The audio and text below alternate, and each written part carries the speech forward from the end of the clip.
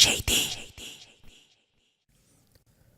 Ang kwentong ito ay hango sa totoong buhay. Mula ito sa isa nating kabayan na itago na lamang natin sa pangalang Romel. Taong 1967, Iloilo. Napabuntong hininga si Romel habang tanaw ang ama na naghahasa ng panabas. Ito ang patalim na kasakasama magmula pa noong kabataan.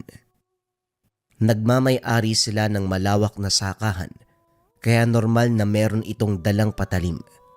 Subalit hindi ito para sa damo o nagtataasang talahib. Mapurol ang talim ko sa ordinaryong bagay gagamitin, pero kung saswang, isang tagalang ay putol kagad. Ginagabi sa pag-uwi, kung kaya't madalas nakakasalubong ng halimaw. Pero imbis na mapalaban, walang magaganap na tagisan dahil sila mismo ang lilihis ng daan. Kapag matanaw sa malayo ang figura ni Tatay Renante, matataranta sa paglisan ang mga ito. Subalit hindi magawang matuwa ni Romel kahit kilalang mabangis naman na nabas ang ama. Hindi niya alam, pero para sa kanya, walang maidudulot na maganda sa pangalan ang pagiging manonogis aswang. Walang pinagkaiba sa mamamatay tao. Paminsan na silang nagkasagutan dahil pinipilit na masama ang tungkulin ng ama. Ano man ang paliwanag, nananaig sa binata ang ideya, kasalanan ang pagpaslang ng tao kahit may lahi pa itong nilalang. Papagalitan mo pa rin ba ako, Romel? Umuwi na ako ng walang dugo sa mga kamay kagaya ng hiling mo. Wika ni Tatay Renante habang nakatitig sa kanya si Romel. Hindi ka na nga pumaslang, pero masama pa rin ang naririnig ko sa mga kakilala. Nag-aangas ka lang daw dahil sa tangan mong trabunggo. Tay, magmula nang malaman ng mga tao na isa ka mananabas, tayo na lang ang palaging laman ng usap-usapan. May pumupuri pero kadalasan panghusga. Bilang anak mo, hindi na ako natutuwa eh. Wika ni Romel. Hindi mo naman kailangan matawa eh. Hindi mo kailangan makinig sa sinasabi ng iba. Ang importante, ang paniniwala mo. Ano naman ang paniniwala ko? Lumaki ako sa piling ng taong mananabas. Hindi nga ako nananakit ng tao, pero ang pagpaslang mo sa mga aswang, walang pinagkaiba sa pagiging mamamatay tao. Sabihin mo gusto mong sabihin, wala akong pakialam. Hindi naman nakabatay sa kung anong ikakasaya mo ang tungkol sa larangan na ginagampanan ko. Ang pakiusap ko lang, huwag mo kong pansinin para wala tayong hindi pagkakaunawaan. Wika ng ama bago lumipat sa bakuran at pinagpatuloy ang paghahasa. Napabuntong hininga ang binata. Kailanman hindi siya nakaramdam ng tuwa sa tungkulin ng ama. Isa sa dahilan, ang katotohanan na hindi nito nagawang ipaglaban ang yumaong ina sa mga aswang na tumugis nung araw. May nakabangga itong angkan na matapos magapi ay mag-ina ang hinabol. Swerte siyang nakaligtas, pero ang ina ay naging hapunan ng mga halimaw. Wala sa tahanan si Tatay Renante dahil may tinugis sa kabilang bayan. Kinasuklaman ang ama magbula ng araw na yun. Aminado si Tatay Renante, bigo siyang protektahan ang sariling pamilya sa mga kalaban. Subalit naniniwala siyang hindi ganon palagi ang magaganap. May dahilan kung bakit nasawi ang asawa sa mga kamay ng aswang. Katotohanan na hindi pa handang aminin kay Romel. Matapos ang paghahasa, nasunda ng tingin ng lumalayong ama. Gabi na, kaya alam ng binata na meron na naman itong pupuntahan. Makaraan ng ilang sandali, napansin ni Romel ang alingasaw ng matinding amoy. Kagad bumunot ng itak. Pinatay amaga sera. Pagsilip sa labas, bumalandra ang anino ng aswang. Sa harapan at sa likuran ng tahanan, Walang duda na kasama ang mga ito na nagtatangka sa ama. Nasanay na rin siya sa ganito dahil ilang ulit nang naganap. Nakiramdam sa galaw ng paligid. Hindi nagtagal may dumapo sa bubong. Maigpit ang hawak ng binata sa itak. Kagad tinaga ang lumusot na kamay sa pagitan ng pawid. Lalong napayaw ang aswang nang itarak ng binata ang bareta. Pagkahugot dumausdos ang dugo sa sandatang bakal. Naalerto nang may humablot mula sa bintana. Tumilapon sa bakuran. Hindi nakabangon. Mabilis dumaga ng aswang. Kalmot at sakal ang ginawad. Nanlaki ang mga mata sa kirot ng sugat. Inakalang katapusan na pero mabilis sa sumaklolo si Tatay Renante. Pasimpleng tinaga ang aswang. Napugutan ng ulo ang humawak kay Romel. Ang kasama nito ay naputol ang katawan matapos tamaan ng talim. Hindi na malaya ng binata ang kasunod na nangyari matapos mawala ng malay. Nagising na lamang ito. Nakabalot na ng benda ang muka. Huwag ka munang kumilos dahil baka mabinat ka. Matapang ka, pero wala sa lugar ang katapangan. Aswang ang hinarap mo, hindi barumbado sa kanto. Anong laban mo sa hindi pangkaraniwang nilalang? Napabuntong hininga si Romel. Pinakita ang pagkainis. Huwag mo akong pagsalitan dahil kung tutusin ikaw ang nagsimula ng lahat. Kung hindi ka naging alagad ng lihim na karunungan, hindi tayo aabot sa ganito. Hindi masasawi si nanay. Hindi ako mapapahamak sa tuwing aalis ka. Magsisisihan na naman ba tayo? Magpahinga ka nga muna. Saka mo na ako pagalitan kapag magaling ka na. Ilang araw ang lumipas bago naimasmasan si Romel. Mabilis ang paggaling. Dahil sa ganitong kaso marunong gumamot ang ama. Nang parehong kalmado, masinsinan na nag-usap. Naubos ang pasensya ng binata sa ilang ulit na pagsugod ng aswang sa tuwing aalis ang ama. Nakiusap na kapag merong maaagrabyadong angkan, huwag ipapaalam kung saan nakatira. Nilinaw ni Tatay Renante na hindi may iwasan na matunto ng tirahan. Likas sa mga aswang ang magiganti, kaya hahanapin talaga nila ang lugar. Ang pinangako na lamang, hindi aalis sa oras ng peligro. Hindi naniwala si Romel dahil batay sa nagdaang insidente, ilang beses na siyang iniwan sa ere. Lumilitaw lang ito kapag nasugatan na. Ipinagpasalamat na lamang ng binata ang ilang araw na paglipas. Payapa ang paligid. Walang banta ng aswang.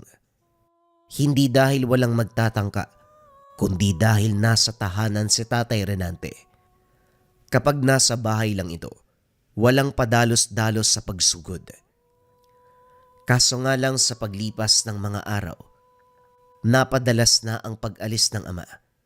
Hindi na ito nakakapagpaalam dahil madalian ng lakad. Nang suriin ang kaban na mga gamit, wala ang panabas, maging ang mutya nitong tangan. Napahugot ng hininga si Romel, nakaramdam ng kaba dahil naiwan na namang mag-isa. Kagad nagsara ng bintana at pintuan, hinarangan ang bawat trangkahan. Hindi makatulog, panay bantay sa paligid. Habang dumaraan ang oras, hindi maiwasang isumpa ang ama. Kakatapos lang nitong mangako, pero muli na naman siyang iniwanan. Malalim ang paghugot ng hininga habang nakikiramdam. Hindi naglaon ay may kumaluskos. Sinundan ng kalabog sa bubong. Natupi ang pawid. Natanggal ang iilan. Dumungaw ang mukha ng aswang. Dumausdos ang mahabang dila. Pasimpleng nagkubli si Romel. Pawisang sinundan ng tingin ng galaw ng nilalang. Palakad-lakad. Sinuri ang bawat kanto ng tahanan. Pinigilan ng binata ang hininga ng tumapat sa kanalalagyan. Palihim na tumawag ng santo para makaligtas. Dininig ng langit, pero hindi santo ang dumating, kundi ang kanyang ama na kaagad tinaga ang aswang. Bumulagta sa harapan ang gutay-gutay na katawan ng halimaw. Sinuri ng ama ang paligid nang masiguradong wala ng iba. Kaagad iniligpit ang bangkay. Pinanood na lamang ito ng binata. Binigo mo na naman ako eh. Hindi talaga maaasahan ang salita mo. Pagkatapos mga ako, hinayaan ako mag-isa. Tignan mo. Sinugod na naman ako ng kalaban mo. Ilang batalyon ba ng aswang ang kinalaban mo para hindi maubos yung aatake sa akin? Hindi ko binibilang. Naunawaan kong himutok mo, pero hindi naman ibig sabihin na matutupad ang lahat ng pangako. May pagkakataon na kailangang umalis dahil sa malagang bagay. Sa bibig mo na rin mismo nang galing. Hindi lahat ng pangako matutupad, kaya huwag kang magbitiw ng salita. Binigo mo ang taong umaasa. Tugon ni Romel. Masama ang loob nito na tumalikod sa ama. Sa ilang ulit na pagkabigo, lumayo ang loob ng binata. Tinuring na hangin ang ama sa tuwing makakasama. Nawalan na ito ng tiwala. Iniwan ni Romel ang tahanan. Nanuluyan sa kaibigan sa kabilang sityo. Kahit doon, laganap ang usap-usapan tungkol sa ama. Kilala bilang mananabas at magmumutya. May pumuri sa husay pagdating sa pakikipagtagisan sa mga aswang. Ngunit mas marami ang humusga dahil kung minsan pumapalag ito sa mga taong mababaw mag-isip, lumalabas pa na ang ama ang masama. Hindi masisi ng binata dahil kapag si Tatay Renante na ang manggugulpe, hindi makakabangon ng kalaban. Swerte na lang siguro kung may mabuhay. Makaraan ng ilang araw dumalaw ang ama. Kinukumusta ang kalagayan ng binata. Hindi niya ito kinakausap. Tinitignan lamang. Sa dami ng sinabi walang pinakinggan ni isa. Nakahinga ng magpaalam. Pagkaalis si Tatay Renante, may 2 tao na lumapit kay Romel. Nagtatanong kung kilala ba ng binata. Hindi kagad nagsalita. Nakiramdam muna sa mga ito. Hindi nagtagal lumabas din ng motibo. Nadulas ang isa. Naisiwalat na gustong magiganti sa pagpaslang ng kapatid. Nang makapagpasya si Romel, sinabing hindi kakilala si Tatay Renante. Nag-usisa pa ang mga ito. Mabuti na lamang nakumbinsi kung kaya't nakaligtas ang binata sa posibleng panganib. Pag-alis ng mga estranghero, kinilabutan si Romel. Hindi rin maitago ang pag-aalala sa ama kahit na alam niyang malaki ang laban nito. Pagsapit ng gabi, lalong lumala ang pangamba. Nakiusap sa kaibigan na magpasama sa pag-uwi. Solo at itak ang bitbit habang tinatahak ang daanan. Kinakabahan sa bawat takbang. Panayhinto sa tuwing may kakaluskos. Nagreklamo na ang kasama na gustong bumalik. Baka mamaya may aswang dito, mapahamak pa tayo ah. Ano ba kasing nakalimutan mo sa inyo? Hindi ba pwedeng ipagpabukas na lang? Wika ni Carlos. Huwag ka na lang maingay. Malapit naman na tayo eh. Dumiretso ang dalawa. Hanggang sa natigilan ng matanawang tahanan. Grupo ng kalalakihan ang karap ni Tatay Renante. Malayo pa sila. Pero damang-dama ang tensyong namamagitan. Hindi nagtagal. Nagsimula na ang pisikal na laban. Itinumbak agad ng ama ang kalahati ng grupo. Romel, parang inisahan mo ko ah. Yan yung nagtanong kay Mang Renante. Nagsinungaling ka pa nga na hindi mo tatayon eh. Tapos ngayon, nakikiusyoso ka. Teka, parang hindi normal na tao ang mga yan ah. Eh ano pa nga ba? Isa lang naman ang kaaway ni tatay eh. Mga aswang.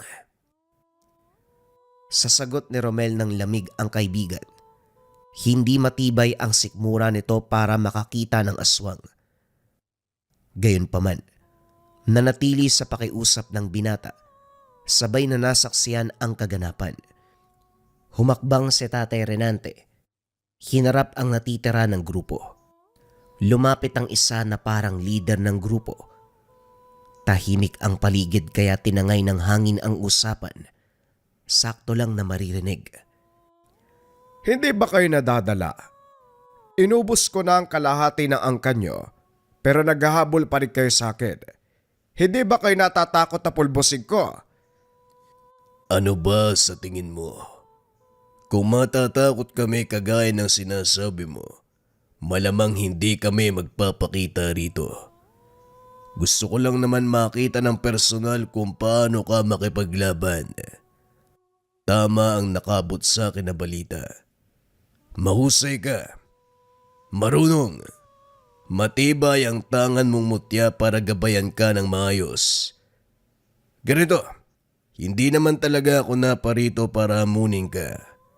Bagkus gusto kitang alukin na makipagtulungan sa akin.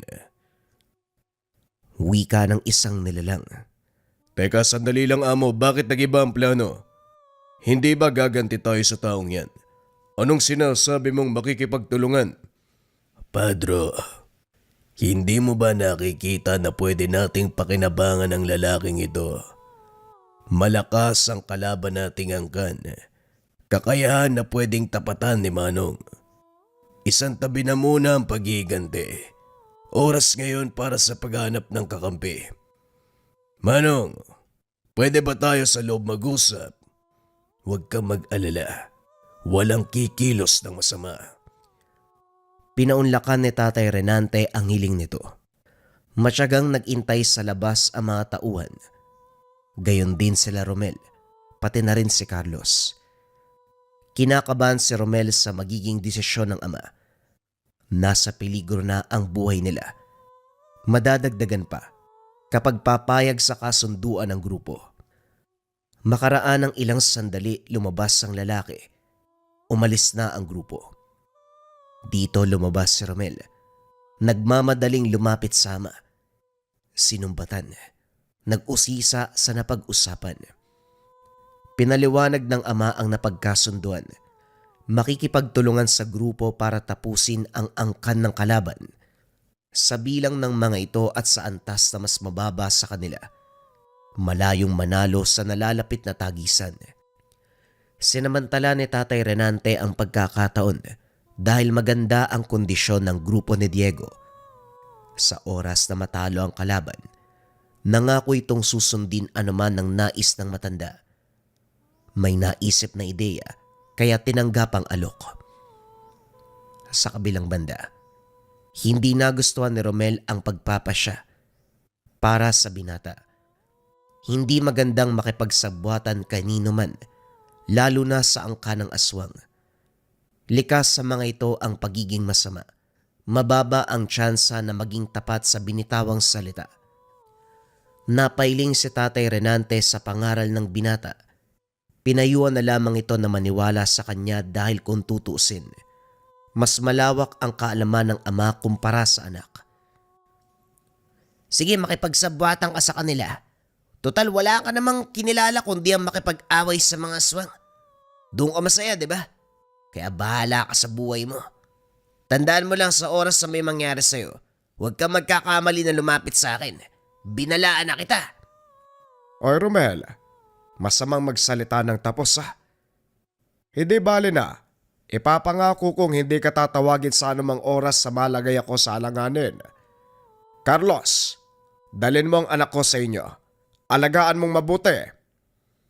Wika ni Tatay Renante sa kaibigan ng binata. Magsama kayo ng pangako mo. Sa salita ka lang naman magaling. Masama ang loob na umalis si Romel. Sa kabila nito, hindi may tago ang pag-aalala sama. Walang araw na hindi balisa. Lalo na kapag uuwi na walang tao sa tahanan. Hindi na rin nakarinig ng balita mula kay Tatay Renante. Isang gabi, habang nag-aantay sa bakuran, dumating ang ama. Sugatan, maraming galos sa katawan, naliligo pa sa sariling dugo. Tumanggi pa sa tulong ng binata. Umarangkada ang ugali. Sinabi ko sa iyo hindi kita tatawagin sa oras sa maipit ako. Akala ko ba doon ka sa kaibigan mo tutuloy? Ano pang ginagawa mo dito? Tahanan ko rin to. Kaya hindi nakakapagtaka na nandito ko. Yan ang napapala mo sa pakikipaglaban sa mga aswang. Ano, masakit ba? Sino ba nagsabi sa iyong nasasaktan ako? Mababaw lang to. Puting gabunan ang nakalaban ko. Lahi na marunong sa kaliwa. Sanib puwersa kaya nagawa ko sugatan. Huwag ka mag-alala, ayos na ako.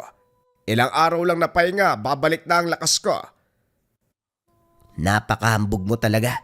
O sige, ikaw ang bahala sa buhay mo, total matanda ka na. Baka sa susunod na balik ko, bangkay ka na lang ha. Magdala ka na lang ng kandela para may maitirik kapag nabutan mo kong bangkay. Umiling na lamang si Romel. Sa pagkakataong ito, sa tahanan muna nagpalipas ng gabi. Hindi makatulog sa ingay ng bulong sa kabilang kwarto. Nang silipin nag-oorasyon si Tatay Renante, pinapakain ng dasal ang mutya. Pagkatapos ay ginamot muli ang sugat. Sa pagkakaalala ni Romel, 10 taon pa lamang siya nung araw na inamin ng ama ang tungkol sa pagiging mananabas. Buong akala'y nagtatabas ang damo sa sakahan. Yung pala, nilalang ang tinatabas. Manunugi sa ibang balita. Bata pa lamang nung nakaranas ng kababalaghan at kalupitan mula sa iba't ibang lahi ng aswang. Nabuhay sa takot magmula noon hanggang sa ngayon. Naalala ang mga araw na nakiusap ang ina na magbitiw na ang ama sa tungkulin, subalit hindi nito kayang tumalikod. Nakailang lipat na rin, kaso palaging nasusundan. Humantong sa punto na piniling bumalik sa lugar. Harapin at labanan ang mga nilalang. Subalit sa pagkakataong ito, palala ng palala ang sitwasyon. Napapadalas ang pagsugod. Nasawi pa ang ina. Ilang beses nang nalagay sa alanganin si Romel. Lahat ng ito dahil sa ginagampanang tungkulin ng ama. Lalong bumigat ang kinikimkim na galit ng binata sa kadahilanang hindi man lang umiyak si Tatay Renante nung araw na pumanaw ang ina. Sa mga oras na siya ang napapahamak, hindi nakitang nag-aksaya ng luha. Hindi matukoy kung matigas ba ang puso nito o sadyang ayaw maglabas ng emosyon. Alinman ang rason, para sa binata kargo ng ama ang lahat. Kinabukasan, maaga pa lamang may nambulabog na sa tahanan. Grupo ng kalalakihan ang nagmamadaling pumasok pagkatapos pagbuksan. Grupo na nakipagkasundo kay Tatay Renante. Pinadala kami ni Diego. Pinapakamusta ka? Hindi ba matibay ang tangan mo? Paano kang nasugatan ng kalaban? Paanong hindi mapapantayan? Hindi nyo sinabi sa akin na puting gabunan ng kalaban. Napasabak tuloy ako ng wala sa oras. Hindi basta-basta ang kalaban. Hindi lang sila kampo ng kaliwa. Marunong din silang gumamit ng orasyon, mga dasal. Ano man ang iba to kong orasyon, nagagawang kontrahen. Magagawang basagin ng bakod ng proteksyon ng kahit anong mutya. Kagaya ng ginawa nila sa akin kaya ako nasugatan. Pakisabi na lang kay Diego, nasa mabuti akong kalagayan. Ang alalahanin niya kamo, ang katayuan niya. Dahil siya ang gustong wasakin ng mga nilalang. Makakabot sa kanya ang sinasabi mo. Teka, ikaw yung nakausap ko nung nakaraan, hindi ba? Akala ko ba hindi mo kilala si Renante? Biglang baling ng lalaki kay Romel. Humarang si Tatay Renante para protektahan ang anak. Hindi kami magkasundo, kaya hindi niya inamin na magkadugo kami. Bata, huwag kang magdamdam sa anak ko. Baka maturuan kita ng leksyon. Tumango si Pedro. Umalis na rin pagkatapos ng usapan. May binabalak na lusubin ng grupo. Si Tatay Renante ang magiging pain. Hindi maunawaan ni Romel kung bakit pumayag ang ama sa ganitong kasunduan, muli niyang pinagsabihan ang ama. Ano akala mo sa sarili mo? Kumakain ng aswang? Renante Villawan, tao ka lang kaya bawas-bawasan ng pagiging matapang. Hindi ordinaryong nilalang ang kalaban mo. At ang mutya na meron ka, hindi tayo sigurado na mabibigyan ka ng proteksyon hanggang dulo. May hangganan din yan. Sino ba ang mas nakakatanda sa ating dalawa? Sino ang may mas alam sa lihim na karunungan? At sino ang may mas alam tungkol sa mga aswang? Romel, tatanggapin ko pa kung sasabihin mong nag-aalala ka. Pero magsabi ka ng kung ano-anong bagay ibang usapan na yan. Huwag mo kong questionin. Huwag mong questionin ang kakayahan ko. Dahil ako lang mismo nakakaalam ng bagay na yon. Mabuti pa, pumunta ka kina Carlos. Doon ka muna habang wala ako. Hindi ka na ba talaga makikinig, Tay? Nawala na ako ng ina. Ikaw naman, hindi yata makapag-intay na sumakabilang buhay. Itigil mo ang pagiging mananabas. Mamuhay na lang tayo ng tahimik. Napabuntong hininga si Tatay Renante. Lumapit sa anak. Tinapik sa balikat at nagsalita. Romel, wag mo ko masyadong alalahanin. Alam ko ang ginagawa ko. Ilang ulit man akong sumabak sa laban, sisiguraduhin ko sa iyo na makakauwi ako ng buhay. Sige na, bumalik ka na kina Carlos dahil aalis na ako. Alam mo naman na kapag wala ako sa bahay, maaari kang sugurin ang mga kalaban. Napailing na lamang si Romel. Napilitang lumakad palis. Sa paglipas ng oras, lalong nadadagdagan ng kaba. Ginugulo ang isipan sa mga posibilidad. Hindi man sila magkasundo ng ama. Bilang anak, naroon pa rin ang pag-aalala, lalo na't kaligtasan at buhay ang pinag-uusapan. Walang anak na gustong mapahamak ang magulang. Subalit hirap si Romel pagdating kay Tatay Renante. Mas matimbang dito ang sinumpaang tungkulin. Dumaan ang mga araw. Walang balita si Romel sa ama. Pabalik-balik sa tahanan. Wala pa ring senyales na nakauwi ito. Nagtanong sa mga kakilala pero wala ni isang nakakita. Tumulong na rin ang kaibigan sa paghanap. Umabot kung saan-saan. Nilibot lahat ng sityo sa lugar. Subalit walang Tatay Renante na natagpuan. Maghanap tayo dun sa tahanan nyo. Baka may makuha tayong impormasyon sa mga gamit niya. Sinunod ang mungkahi ng kaibigan. Hinalungkat ang bawat sulok ng bahay. Sinuri ang mga kaban hanggang sa natagpuan ng pinaglalagyan ng panabas at tangan. Ginapang ng takot si Romel dahil ang mutya ng trabungko ay naroon. Ito ang bagay na hindi inilalayo ng ama sa tuwing mapapasabak sa laban kontra aswang. Dahil dito, lalong nadagdagan ng pangamba. Hindi mapakali, nahirapan sa paghinga sa samot-saring emosyon. Hindi nagtagal lumitaw si Tatay Renante, inaalalayan ng isang aswang. Malaki ang hubog na may halin tulad sa kalahating lobo, kalahating tao. Puti ang buhok, nanlilisik ang mga mata. Mabangis ang itsura, matulis ang mga pangil, mahaba ang mga kuko. Isang kurap lang nagpalit bilang tao, nagpakilala sa pangalang Dos. Ayon sa kwento, kabilang siya sa pangkat ng puting gabunan na lilusob ng grupo ni Tatay Renante at Diego. May kakayanang pinuno ng gabunan na mabasa ang intensyon ng kalaban. Nang matukoy ang pakay ni Diego, kagad nagsagawa ng plano. Nakipaglaban, sumabay sa agos ng pangyayari. Nagkunwaring hindi na lumalaban ang gabunan hanggang sa lumabas ang tunay na kulay ni Diego. Inutusan ang mga tauhan na tapusin si Tatay Renante. Ang sumunod ay tagisan laban nila Tatay Renante at ng kasabwat na grupo. Nagawang kunin ni Diego ang mutya kung kaya't napuruhan. Nang hindi na kaya, dito kumilos ang puting gabunan para sumaklolo. Piniling tulungan si Tatay Renante habang nagpapatuloy ang pagtutuos. Itinakas ni Dos ang matanda. Tama ang hula ni Romel. Sinisisi ang ama dahil hindi nakinig sa kanya. Hindi man kamisado ng binata ang ugali ng aswang. Sigurado siya sa paniniwala. Tuso sa lahat ng tuso ang mga ito. Makahanap ng pagkakataong makapagsamantala. Gagawin ng walang pagdadalawang isip. Ngayon ay nahulog si Tatay Renante sa patibong.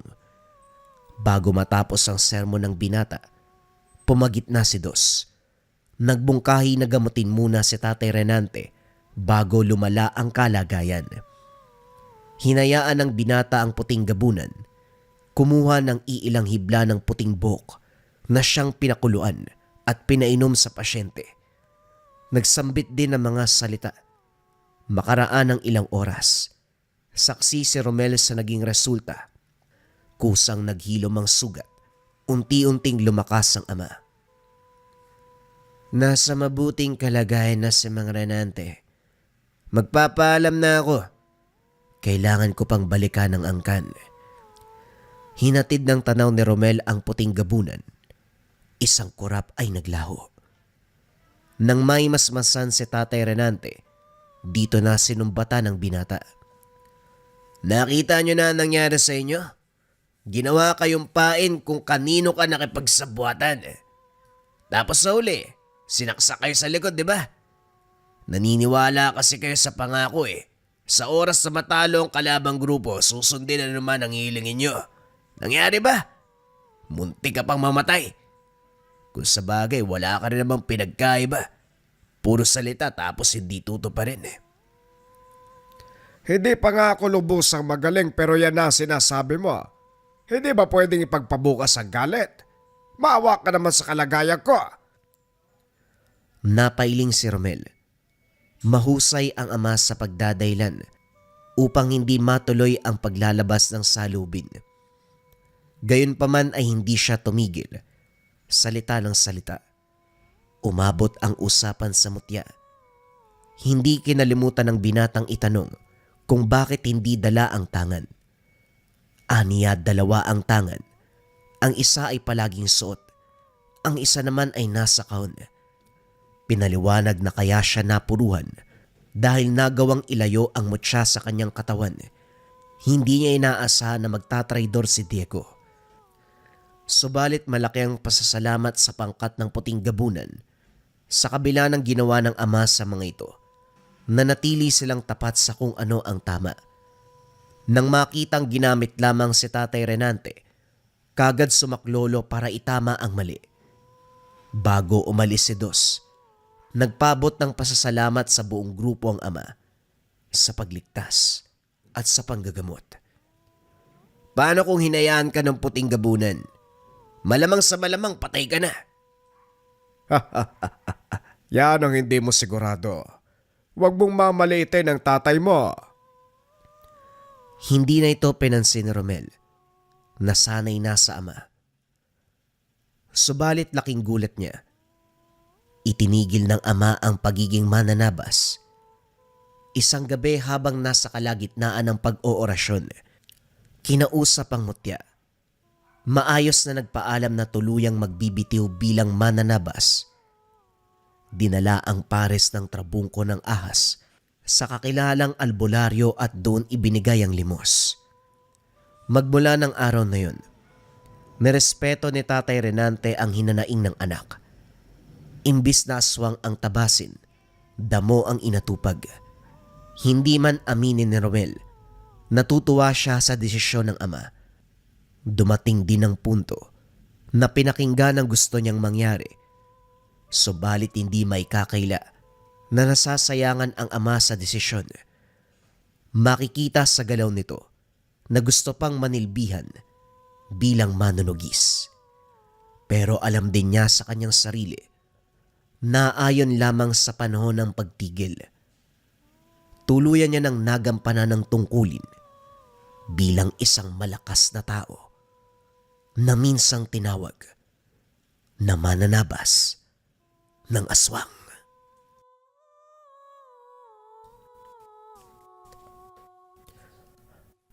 Ang kwentong ito ay hango sa totoong buhay. Mula ito sa isa nating kabayan na itago na lamang natin sa pangalang Tupi. Taong 1984. Talakag, Bukidnon. Palipat-lipat ng tirahan si Tupi magmula pa noong kabataan sa kadahilanang hindi pinanagutan ng ama't ina. Parehong iresponsable, lulong sa bisyo, walang kakayahan na magpalaki ng anak. Unang tumira sa poder ng tiyahin, ito ang nag-alaga mula sanggol hanggang sa nag-edad 5 taon. Lumipat sa pangalaga ng lola, edad 6 hanggang 12. Nang sumakabilang buhay, lumipat sa syuhin. Hindi tumagal dahil siya na lang ang palagi ang pinagtatrabaho. Hindi maayos ang kain at walang pakialam. Nang marinig na meron pang isang tiyuhin sa kabilang bayan, walang pagdadalawang isip na pinuntahan. Kinilala naman siya. Hulmang-hulma ang mukha ng ama sa kapatid nito. Noong nasa poder ni Mang Pilar, naging maayos ang pamumuhay ni Tupi. Hindi lang nakapag-aral, 3 beses nang nakakakain sa isang araw.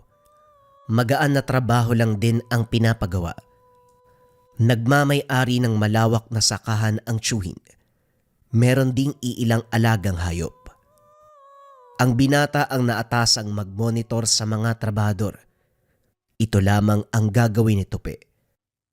Ang maganda pa, sinasahuran kagaya ng iba. Unti-unting nakapag-ipon upang panggastos sa mga luho. Isang gabi, nagkayayaan sa bayan. Merong disko at aliwan dahil sa nalalapit na pista. Inuman ang inatupag ng iba. Samantalang si Tupi ay naglilibang sa perya. Walang tigil sa pagsusugal hanggang sa matapos ang operasyon ng pasugalan. Lumapit ang binata sa mga kasama na pare-parehong nakatungo. Nilalamon ang sistema ng alak. Habang nag-aantay kung kailan magising, sinimot ng binata ang tirang pulutan. Makaraan ng ilang sandali, sila na lang ang nakatambay sa labas. Hindi rin maintindihan ni Tupi ang pakiramdam ng mga oras na yun. Walang makita na kahit sino, pero parang may naglalakad sa paligid. May mahihinang yabag na kung papakinggan mabuti, hihinto matapos ang ilang hakbang. Hindi lang yun. May hinang angil na hindi matukoy kung saan galing. Nakiramdam ang binata hanggang sa hindi na kaya ang kilabot ng paligid. Ginising ang mga kasama. Pinilit ang mga itong tumayo. Halos kalad ka rin ang malapit na kaibigan. Sa kabutiang palad, naimasmasa nang sabihin niyang may aswang. Nagmamadali sa pagtakbo. Hindi alintana ang daanan. Napagtanto na lamang nang makarating malapit sa ilog. Nagtaka si Tupi sa biglaang paghinto ni Kiko. Bakit, may nakikita ka ba? Uy, huwag ka namang manahimik lang dyan. Nakakakita ka ba ng multo? Umayos ka nga. Wika ni Tupi sa kaibigan. Nadaig pa ang nakakita ng multo sa reaksyon. Tupi, nagkamali tayo ng dinaanan. Hindi tayo dapat napadpad sa lugar na ito sa ganitong oras. Pugad to ng aswang. Lagusan din ng iba't ibang elemento. Hindi nakaimik si Tupi. Dahan-dahang inilibot ang tingin sa paligid. Tama ang kaibigan. Tahanan ng aswang at lagusan ng iba't ibang elemento ang lupang kinakatayuan ngayon. Ito ang unang binahagi ng tiyuhin sa kanya nung araw na dumating sa lugar. Hindi akalain na mararating sa pagkakataong ito. Tahimik naman ang lugar. Banayad ang hampas ng hangin, maging ang pagragasa ng tubig sa ilog. Malalaki ang kahoy na nakapaligid. Tipikal na gubat talaga. Kaso nga lang may kakaibang kilabot. Matatakot sa hindi malamang dahilan. Yung bang magkukusa ang isipan na maglikha ng mga imahe na magdudulot ng kilabot. Hindi lang yun. Habang tumatagal, may sumasabay na angil sa hampas ng hangin.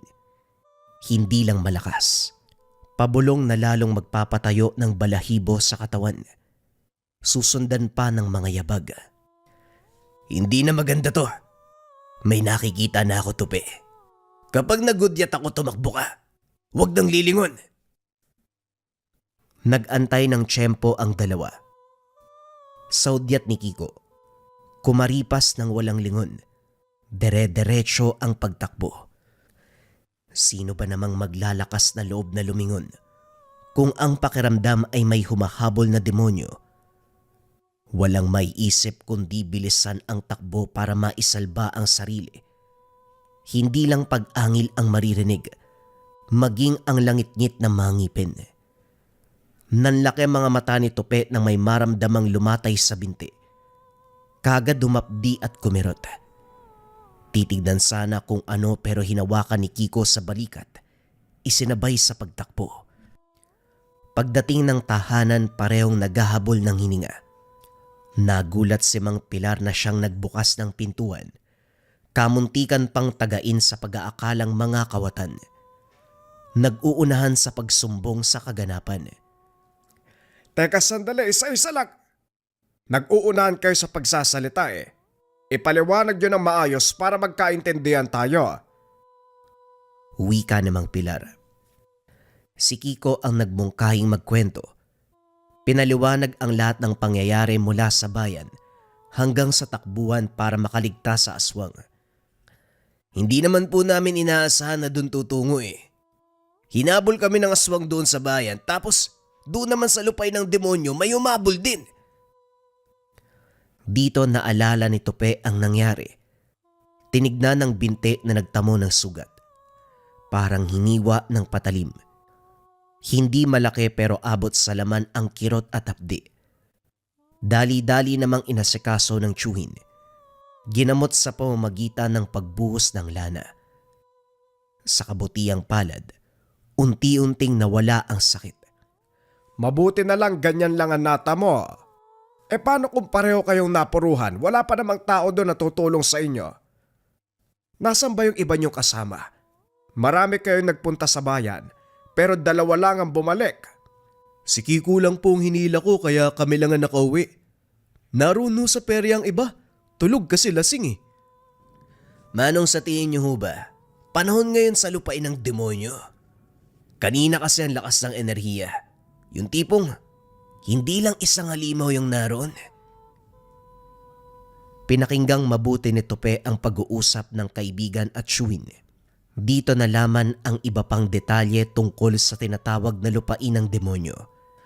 Isang beses bawat taon hahagupit ang mga elemento. Iba ang hanay ng mga aswang. Iba rin ang panig ng engkanto, lamang lupa at iba pa. May pagkakataon na sila lang din ang magkakalaban. May panahon na walang pakialamanan sa isa't isa dahil ang pakay ay mambiktima ng tao. Iilan na lang ang nabalitaang nawawala sa lugar.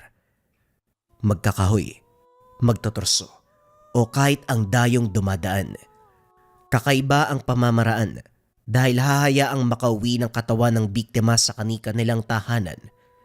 Pero tatagal lang ng ilang oras bago lagutan ang hininga. Walang senyales, walang bakas, walang sugat. Parang nakalimutan lang huminga kaya sumakabilang buhay. Wala ring personal na nakakita sa mga nilalang. Ang maaaninag lamang ay mga anino. Diyan din mismo binawian ng buhay ang kinakapatid kong antingero. Kahit yung dalawa kong kaibigan na albularyo eh. Maraming nasa larangan ng lihim na karunungan ang nagbabalak na alamin ang kaganapan sa lupain ng demonyo. Subalit walang nagtatagumpay dahil yun nga, nauunahan sila bago maisagawa ang hakbang. Pati naman si Tatay Pedring dyan din nadali. Yung tiyuhin ko rin. Sa kagustuhan na ipagiganti si Tatay, ayun pati siya damay. Nakausap pa pero pagbalik ko wala nang buhay. Malupit ang lupain ng demonyo. Demonyo talaga, walang papalampasin eh. Napahugot ng hininga si Tupi. Hindi inasahan na ganong kaseryoso, kadelikado ang napag-usapan. Kinabukasan nagulat ang binata nang makita ang kasamahan. Nakaupo sa tabi. Tulala. Nakanganga. Bilog na bilog ang mga mata.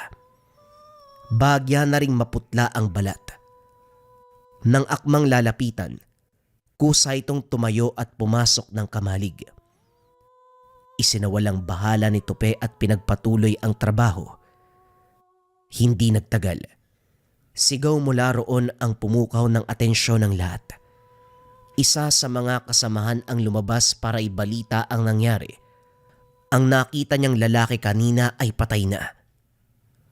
Gulat ang lahat dahil nasa itaas ito ng patong-patong na sako ng bigas. May nakatarak na palakol sa ulo. Ang dugo ay sakto lang na magmantsa sa muka. Masyadong malapot. Isa ito sa pinagtataka dahil kung tutusin, babahasa na ng dugo.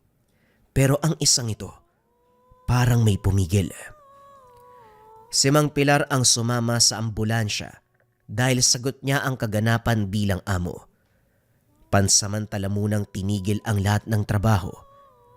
Si Tupi naman, hindi mapakali kung kaya't kinausap si Kiko. Dito nalaman na hindi nalalayong napadpad sa lupain ng demonyo ang yumaong katrabaho.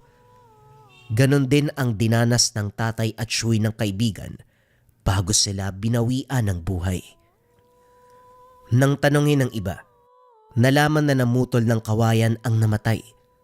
Binalaan ng kasama na huwag magpunta ng ilog upang makaiwas sa banta ng lupain ng demonyo. Walang nakakaalam kung ano ang ginawa nito, pero batay sa kaganapan, hindi nalalayong sumadya sa lugar. Kahit tirik ang araw, gumagawa ng pambibiktima ang mga elemento. May mga nilalang na hindi kumikilala ng araw. Kaya kung usapang aswang o ibang elemento, umaga, gabi kahit hapon, sa lahat ng oras dapat mag-ingat. Napailing na lamang si Tupi. Pagbalik ni Mang Pilar, kagad pinagluksaan ang namatay na kasama. Ang ginawa na lamang ay nagtirik ng kandila sa papag na tinutulugan nito. Dineretso sa pamilya ang katawan matapos ayusan sa morgue. Hinigpitan na rin ni Mang Pilar ang mga tauhan. Wala ni isa ang lalabas ng baluarte para maggapas ng damo o mamutol ng kahoy na gagawing panggatong o anuman. Nagpa siya na mag-utos sa tagalabas. Pipiliing magsuhol sa iba, wag lang mapahamak ang mga trabahador. Karamihan kasi sa mga ito ay baguhan sa lugar. Walang ideya sa tinutukoy na lupain ng demonyo kung saan partikular na matatagpuan ang nabibiktima. Lumipas ang mga araw. Muling lumuwas ng bayan para mamili ng mga kakailanganin. Si Mang Pilar ang nagtungo sa mga tindahang suki, samantalang nasa kotse si Tupi at Kiko. Habang nag-aantay, napansin ng binata ang isang babae. Maganda. Matangkad, mestiza, mapungay ang mga mata. Balingkitan. Ito ang tipo ng babae na kahit sino ay mapapalingon. Nang magtama ang tingin, tuluyang napukaw ang atensyon ni Tupi. Hindi na malayan kung gaano katagal tumitig. Napapangiti na rin habang pinagmamasdan ang babae. Nang mapansin ni Kiko, dito napukaw ang atensyon ng binata. Nagmamadaling lumabas ng kotse para ikarga ang pinamili ni Mang Pilar. Sa kalagitnaan, hindi maiwasang lingunin ang kinalalagyan ng babae. May kung anong puwersa ang humihila. Naglalaban ang isipan kung lalapitan ba o hindi. Sa huli, hindi nagkaroon ng oras dahil sa pagmamadali. Nang makabalik sa tahanan ng tiyuhin, babae ang laman ng isip ni Tupi. Nagsimula na rin siyang magtaka ng mapagtanto. Ito ang kauna-unahang beses na nagkaganito. Kagad iwinaksi pero kahit anong gawin, nakaukit sa isipan ang imahe ng dalaga. Oh, hinay-hinay sa pag-iisip. Sino ba yan? Parang baliw ka na. Babae ano? Sana lang walang sabit dahil kapag nagkataon, dehado talaga. Hindi ko alam, Tiyo eh. May nakita akong babae dun sa bayan tapos naagaw niya yung atensyon ko. Hanggang ngayon malinaw ko pa rin nakikita yung imahe niya sa isip ko eh. Minumulto na nga yata ako eh, kahit saan ako tumingin siya ang bumubungad. Ganun ba? Dumaan din ako sa pagkabinata. Normal lang ganyan sa edad mo. Pero ang hiling ko sana mabuting babae yan. Malay natin baka nagpapanggap lang. Marami nang naloko sa ganyan eh. Akala mo tao. Yung pala, itsura lang ng tao ang karap. Pero ang kaluluwa pagmamay-ari ng isang aswang o elemento. Kinilabutan si Tope sa sinabi ng Chewin. Hindi inaasahan na maririnig ang ganito. Kaso nga lang sa paglipas ng oras imbis na makalimutan, lalo lang ginugulo ng babae ang isipan ni Tope. Humantong sa punto na nais itong makita sa personal, malapitan, makausap. Sa kabilang banda, duda ang binata sa nararamdaman dahil hindi ito tawag ng pagmamahal, kundi isang puwersa na nais siyang ipahamak. Para hindi mahulog sa patibong, kinausap si Kiko na bantayan siyang maigi bago gumawa ng anumang pagsisisihan. Subalit isang gabi hindi napigilan ng binata. Naglalakad sa kalagitnaan ng gabi. Walang ideya kung saan dadali ng mga paa, basta patuloy sa pagakbang. Hoy Tope, gumising ka nga, ano ba? Saan ka ba pupunta ng ganitong oras? Nilalamon ka na ng sistema ng babaeng yun eh. Halika, may papakita ako sa'yo. Kinaladkad patungo sa tinutulugang kamalig ni Kiko. Hinalungkat mula sa maliit na kaban ang isang kahon. Kinuha mula rito ang bato na kulay pula. Kagad pinahawakan sa binata. Taintimpang nanalangin ang kaibigan na ilayo siya sa anumang panganib. Dinama ni Tope ang bato. Hindi inasahan na magbibigay ito ng ginhawa. Unti-unting binura ang bumabagabag sa isipan, lalong-lalo na ang babae. Nanalaytay sa buong pagkatao ang bisa ng bato. Nang may masmasan, hindi na iwasang magtanong. Ano bang meron sa pulang bato? Bakit parang may sariling buhay? Nararamdaman ko yung bawat enerhiyang inilalabas eh. Malamang mutya yan eh. Mula sa tatay ko na nag-aaral noon ng mutya na kagustuhan maging antingero. Kaso hindi pinalad. Naunahan ng lupain ng demonyo. Kung sana dinala niya ang mutya, malaki ang tsansa na malalagpasan ng banta. Ito rin ang ginamit ko nung gabi na napadpad tayo doon. Hinabol pa ng aswang pero buhay pa rin tayo hanggang sa ngayon.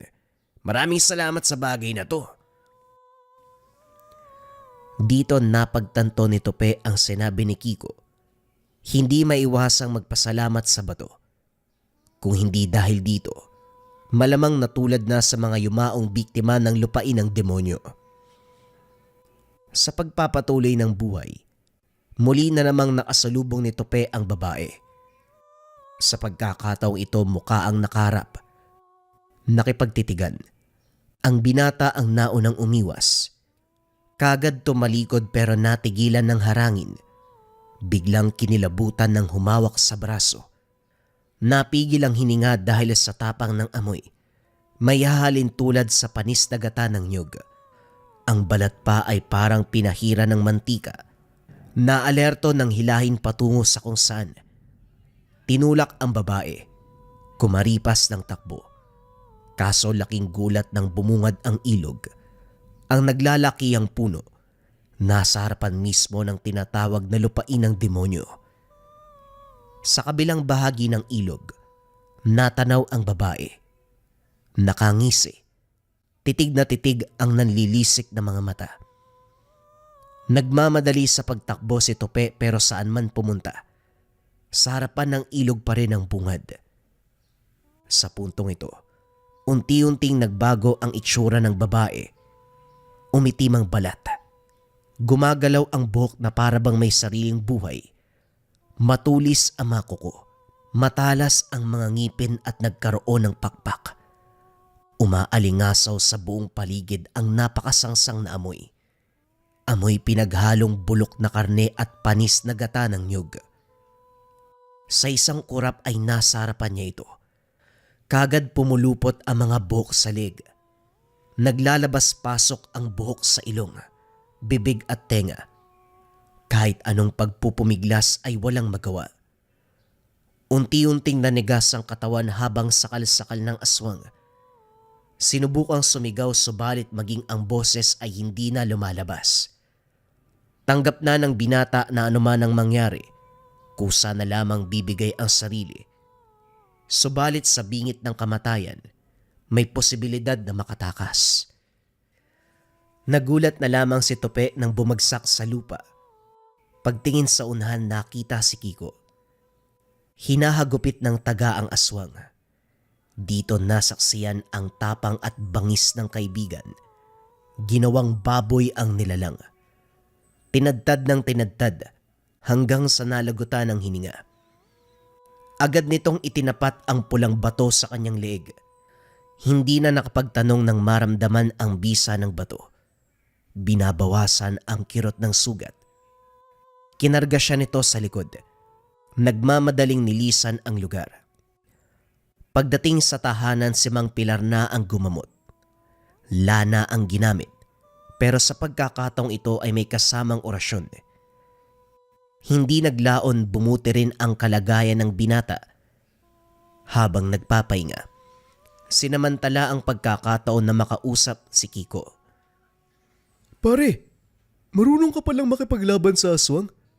Nagawa mo pang patayin Pero matanong ko lang paano ka nakalapit, hindi ko napansin Sinigurado muna ni Kiko na walang ibang makakarinig. Isa yan sa mga kakayahan ng pulang bato. Sa bulag, ibig sabihin hindi ka makikita ng kalaban. Hindi ka mamamalayan, nasa tabi na pala. Bakit parang nagtatago ka? Takot ka bang marinig ni Tio Pilar? Dahil ang bilin sa akin ni Tatay Pedring, kapag may gamit ka, wag mo ipagsasabi sa kahit kanino. Hindi ko alam kung para saan pero pinili kong sundin. Ipinagtapat ko sa'yo kasi nakita mo na Si Mang Pilar, alam kong may alam din siya sa lihim na karunungan pero magkaiba kami ng ginagamit. Mutya ang sa akin, lana ang sa kanya. Ang sa akin ay panglaban, sa kanya ay panggagamot. Ano? Si Tio may alam din sa lihim na karunungan na sinasabi mo? Tol, kukulangin tayo sa oras ko, ipapaliwanag ko sa'yo mula sa umpisa. Isipin mo na lang kapag marunong kang gumamot ng tao gamit ang pamamaraan o mga bagay-bagay na hindi sakop ng siyensya o medisina mula sa ospital. Lihim na karunungan ang tawag doon. Tumango na lamang si Tope bilang tugon. Pinagpalagay ang mga katanungan sa sagot ng kaibigan. Dahil sa tinamong sugat at kinasangkutang kababalagan, inutusan si Tope na magmasid na lamang sa mga alagang nakapastol. Naaaliw din habang nakatingin sa mga katrabaho na naghahakot, nagdidiskarga ng dayami at talahib mula sa suking manggagapas. Hindi nagtagal, kunot noong sinunda ng tingin ang isa sa mga trabahador. Kumaripas ito ng takbo patungo sa kakawyan. Nang hindi na matanaw, napako ang tingin sa binagsak na bungkos ng dayami. Siya na lamang ang naghatid patungo sa kamalig. Pagsapit ng takip silim, magkaharap sa mahabang mesa ang lahat para sa hapunan. Nagsimula ng kumain ng lahat. Nakatitig si Tope sa bakanting upuan. Para ito sa kasamaan na hindi pa bumabalik hanggang sa ngayon. Wala ring nakakaalam kung nasaan, maliban sa binata na nakitang nagpunta sa kakawyan. Makaraan ng ilang sandali ay bumalik ito. Kumunot naman ang noo dahil kakaiba ang tuwa ng katrabaho. Animoy nanalo ng malaking pera. Gayon pa man nagkipit balikat, nakisaya na lang sa salo-salo. Pagkatapos ng kaunting inuman, kanya-kanya sa pagpapahinga ang lahat. Si Tupe sa kabilang banda, nagpalipas muna ng oras dahil busog. Habang nakatanaw sa bintana, nagbukas ang kabilang kamalig. May dalang gasera ang katrabaho. Sa kabilang kamay naman ay galon ng gasolina. Sinundan lamang ng tingin sa pag-aakalang lilipat sa kabilang kamalig. Pero laking gulat. Walang ano-ano. Binuhos sa sarili ang gasolina sabay sindi. Nagliyab kagad. Naguguluhan ng binata dahil wala man lang itong reaksyon. Nanatiling nakatindig. Naghihintay kung kailan matutupok ang katawan. Sumigaw si Tope para pukawin ang lahat. Nagmamadaling binuhusan ng tubig ang kasamahan subalit huli na. Kasabay ng pag-apula ng apoy, namatay ito. Katahimikan ang namayani sa paligid. Wala ni isa ang nakapagsalita. Ilang ulit bumalik ang otoridad para mag-imbestiga. 2 trabador na ang nasawi sa mismong baluarte, kung kaya't hindi masisisi kung magdududa ang otoridad. Kaso nga lang, wala ring naisampang kaso laban sa may-ari o sino man sa mga kasama dahil malinis ang konsensya ng lahat.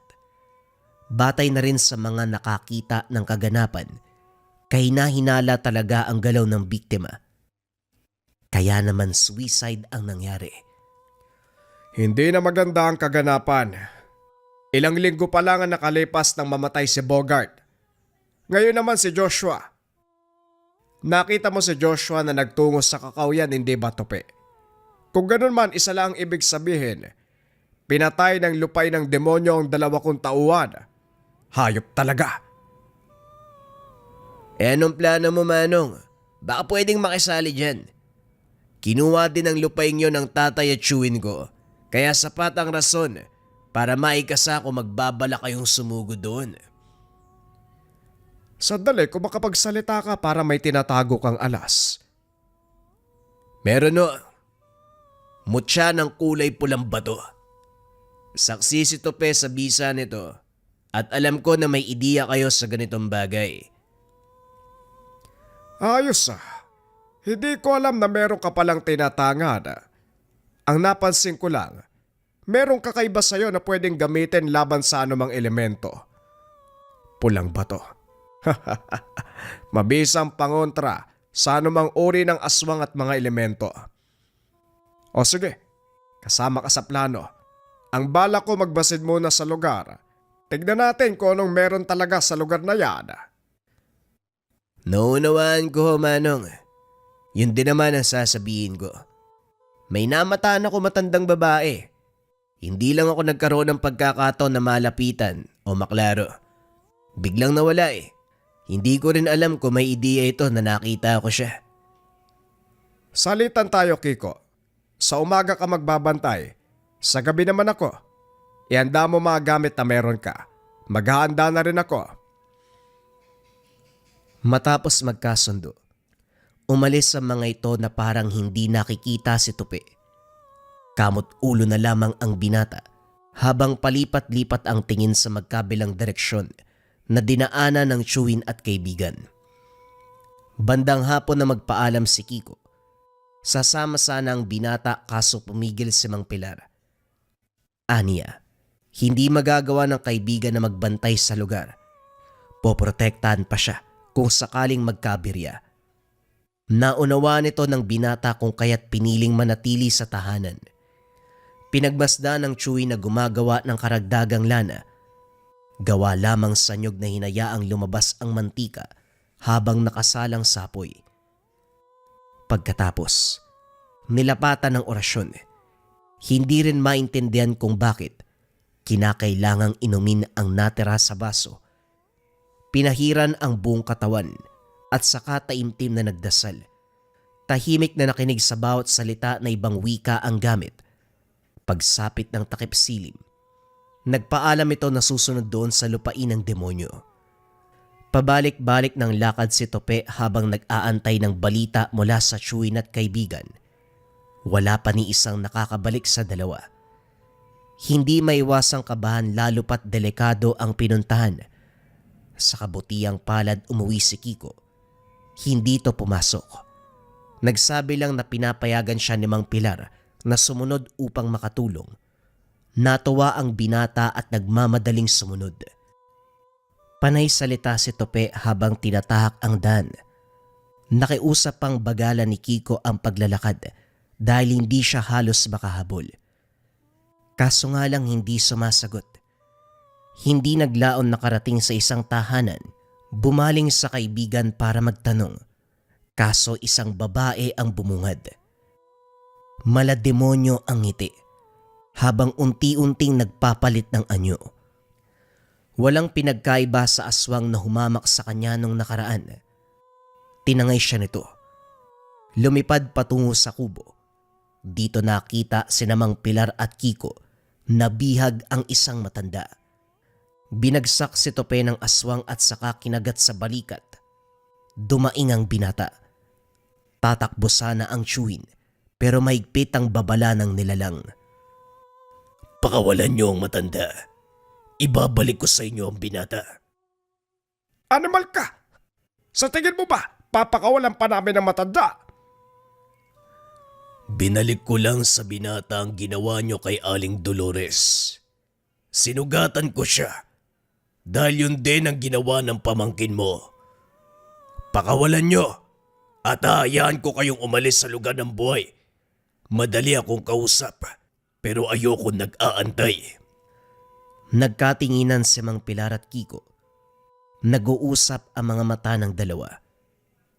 Nang magkasundo, ginamit ni Kiko ang sabulag ng mutya.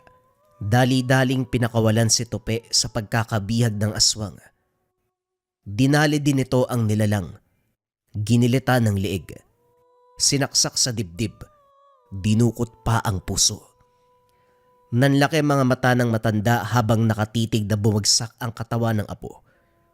Umagos ang mga luha pero walang hikbing lumalabas. Tahimik itong nagluluksa pero hindi pinayagang makalapit. Hinila ni Mang Pilar ang lubid na nakatali. Marami pala kayo sa lugar na ito ha. Baka meron pa dyan. Lumabas na kayo para sabay-sabay na kayo mamatay. Isa lang ang gusto ko. Pagbayarin na pumatay sa asawa at mga anak ko. Hindi mo ko masisisi kung gusto ko ng kabayaran sa ginawa sa amin. Hindi ba yan din ang sadya nyo ngayon? Ang panagutin na may kasalanan. Huwag mong iniiba ang usapan. Hinding-hindi ako maaawa sa'yo. Tahimik kaming nabumuhay. Pero anong ginawa ng grupo ng mga magkakahoy? Pinatay ang asawa ko upang pagsamantalahan ng maganda kong anak. 8 anyos ang bata, nakaranas ng kahalayan. Ginawa ko ang lahat para hindi sila matulad sa akin na maging aswang. Pero isa palang pagkakamali. Dahil kung hinayaan ko silang mabuhay bilang aswang, malamang hindi sila mapapatay ng grupo. Kaya nagkaroon ng lupain ng demonyo. Dahil sa gawa din ng mga tao, kumaganti lang ako. Ano man ang sabihin ng nilalang, hindi na mapipigilan si Mang Pilar. Paulit-ulit niya itong sinaksak hanggang sa malagutan ng hininga. At upang hindi na mabuhay, sinunog niya ang buong katawan nito. Habang si Tope naman, naging abala sa pag-oorasyon upang tuluyang mabasbasa ng lugar.